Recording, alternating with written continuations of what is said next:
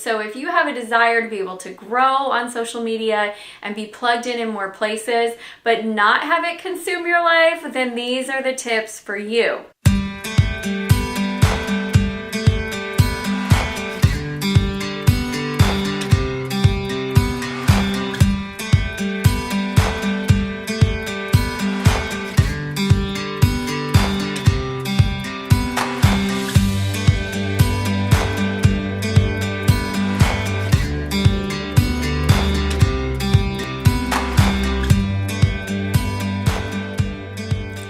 Friends, Amy Walker here. Welcome back to the CEO Spot. This is your business tip training for the day.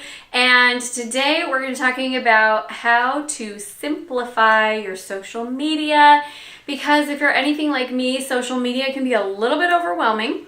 I am by nature right on that center between introvert and extrovert, and probably a little bit more on the introvert side. And so being connected through social media to lots of people all the time and having to know what's going on with everyone, it can cause me to kind of shut down a little bit. And I think also it skews our view of the world. So if you're so socially plugged in all the time, it seems like everything is awful and people are not nice anymore and everyone's just fighting, and it gets like we need a little bit of peace and we need a little bit of perspective. So social media is critical for our businesses, but it should not consume our lives. And so if you have a desire to be able to grow on social media and be plugged in more places, but not have it consume your life, then these are the tips for you. So my first tip is to create a content map. And I'm going to share with you the way that our content map works. So we post on, we're active on Instagram, we're active on LinkedIn, we're active on Facebook, we're active on Twitter, and we're active on YouTube. I don't Pinterest. I personally feel like Pinterest is the place where all of my ineptitudes live, and I don't elf on the shelf, and I don't create really great birthday parties, and I'm lucky if I hang up anything on my walls in my house. I'm not a decorator. So for me personally, Pinterest is all the stuff I'm bad at in one place, and so it overwhelms me to go there. It kind of shuts me down. So I'm sorry, Pinterest. I know lots of people love you, and if you love Pinterest, I'm happy for you that you found your place. Just not really my place. So having said that, maybe someday I'll have an assistant who loves Pinterest and we'll be on Pinterest. But for now, not on Pinterest. So what we want to do is we want to get a content map in place, because that's a lot of content. Would you agree? Like all those platforms, it's a lot of content to create, and it can be overwhelming to think, what am I posting on Twitter today? What am I doing on Instagram? What am I doing here? What am I doing there? So a content map is the key to being able to make it really super simple. So we do repurposed content. So the videos that we share or that we create for YouTube will get shared across other platforms. The blog post that I write each week is going to get shared across other platforms. And then there's some content that's going to be unique to each platform so that not every single platform feels exactly the same. So for example, I tend to share more of my what my mom moments, what I'm doing with my family and my kids on Instagram than I do on other channels. So if somebody is more interested in like, hey, I like Amy's business stuff, but really I like who she is as a mom, and that's what I want more of, is I want more of the behind the scenes, I want more of the family stuff. Instagram's going to be a great platform for that because it has more of that vibe. Whereas LinkedIn is where I share a lot of businessy stuff. So we write articles on LinkedIn, which is a repurposement of our blog. We also, the other thing that we do on LinkedIn that's pretty unique is we write what I call a story post. So it is not as long as a blog post, but it is longer than a regular post, and those get really great engagement on LinkedIn. So it's usually we take our focus for the week, which, by the way, we use the same focus for the week across all of the platforms as well, except for YouTube. YouTube is so much content coming out that we don't talk about the same topic for a whole week, but Who knows? Maybe we should, but that's what we do on our other platforms. We talk about the same topic for a whole week. So we'll pick a topic, and then that's the discussion for the week across all platforms. So on LinkedIn, that story post will be, maybe we're talking about creative marketing ideas, and then I'll share an experience that I've had trying to implement creative marketing ideas either for myself or for a client. Or maybe we'll be talking about the importance of relationship capital in business. And then I'll share a story about a relationship that really ended up being a critical one for our business. So that content map is really powerful. And I'll go ahead and show that to you so that you can see how that all runs. All right, here is my social media map that I told you that we would show you. It's not super fancy, but it does keep things nice and organized. So I have on here different tabs for the different social media channels. So this one right here that we're looking at is actually for a Facebook page. And you can tell what we do is on Mondays, we have our social media assistant create a graphic that announces the focus for the week and ask for any questions that people want to have answered. And then on Tuesday, we do a live video. On Wednesday, we do our blog. On Thursday, we have an infographic. And then on Friday, we have some sort of a humorous post. So that's what goes out on that particular channel. Then if we look at, for example, if we go to LinkedIn, you'll see that we're going to be using the same theme. So if it's marketing week, it will still be marketing week. But Monday is when we post the graphic announcing. Then Tuesday, we do that story post that I had told you about. Wednesday, we pull one of our videos. Thursday is the blog or the article. And then Friday, we'll use an article. Just find a great business article that we post on there. So you can tell that one's all business. Then if we look at Instagram, again,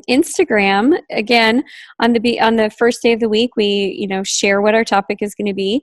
We do live video on Tuesday, and I try to do my live video on the same day, so I'm not having to do my hair and makeup every day. It's totally a laziness thing. I'm not going to lie. And then we do our blog post on Wednesdays. Thursdays is going to be some sort of just a picture. Friday is usually some sort of a picture as well for the weekend. And that's what we do. So we also have for our client groups that we manage on here. So basically this document holds the posting schedule for each of our different social media platforms except for YouTube. And I can show you YouTube here in just a second as well. So one thing that I do want to point out is that I like to plan ahead.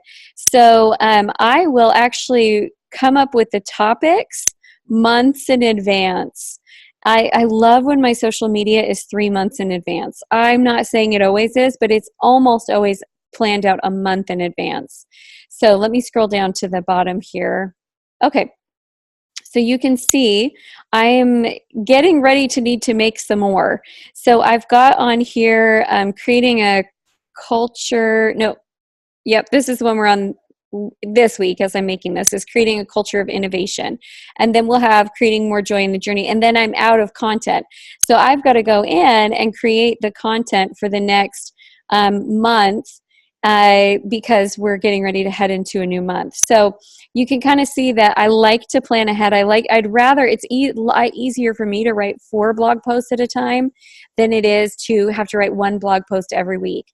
It's a lot easier for me to write 12 story posts at a time than it is for me to go in and write 1 story post every single week. So as much as possible, I like to get this planned out in advance so that it just runs really smoothly. Okay, I will show you YouTube now. So YouTube, what we do on here is we've got just, this is just a brainstorming page on this first page to show ideas that I have for video topics that we may make. By the way, let us know if you ever have any topics you want us to make a video around. And then we have a calendar that shows, the different dates. And on Mondays, we do a biz tip video. Tuesday is an interview. Wednesday's a biz tip. Thursday's an interview. And Fridays, we try to do our vlogs. We do get off a little bit sometimes there, just depending on if I'm traveling or whatnot, but we try to stick to that. And then we have our schedule for all of our interviews. Now, here's how I manage this. And if you're looking to really do YouTube and do daily content, I really recommend that you do this as well. Do filming days. So I actually film on 2 days a month. One day a month, I make all of the how-to videos, and then another day of the month, I do all of my interviews for the month. And just 2 days a month of filming is not that bad. And then from there, we can go into editing and creating the graphics and such. And then our vlog videos, the ones we do make more on a week-to-week basis, just kind of filming what we've got going on behind the scenes with the family that week. But that's how we manage it. So the cool part about getting your social media really well organized is that it doesn't have to take as much time. And if you're starting out on only a couple of platforms, that's totally fine.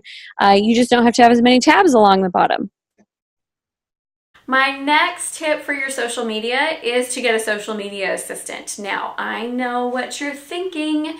Some of you are thinking, I can't get a social media assistant, Amy, because I don't have the money for that yet. And some of you are thinking, oh, please get me a social media assistant. I just don't know where to find one, and I don't know one that's going to be good.